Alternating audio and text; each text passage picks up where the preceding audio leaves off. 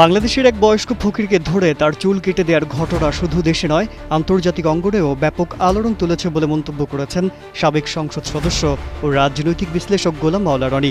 শনিবার নিজের ইউটিউব চ্যানেলে তিনি এসব কথা বলেন। এই ঘটনায় বৈশ্বিক অঙ্গনে বাংলাদেশের ভাবমূর্তি চ্যালেঞ্জের মুখে পড়েছে উল্লেখ করে তিনি বলেন, যারা মাথা কামিয়ে দিয়েছে, কেউ কেউ বলছেন তারা ইসলামপন্থী, কেউ বলছেন তৌহিদি জনতার লোক, আবার কেউ বলছেন জামায়াতের সঙ্গে সম্পৃক্ত। তাদের মাথায় পাগড়ি, গায়ে লম্বা জুব্বা, মুখে সাদা বা কালো দাড়ি দেখে অনেকে তাদের আফগানিস্তানের তালেবানের সঙ্গে মিল খুঁজে নিচ্ছেন। মনে করছেন তারা হয়তো ভবিষ্যতে রাষ্ট্র প্রতিষ্ঠার সংগ্রাম করছে। রনি বলেন, এটি ব্যক্তির ধর্মীয় ও ব্যক্তিগত স্বাধীনতার উপর সরাসরি আঘাত। তিনি প্রশ্ন তোলেন, ডক্টর মোহাম্মদ ইউনূসের নেতৃত্বে বাংলাদেশ কোন পথে যাচ্ছে?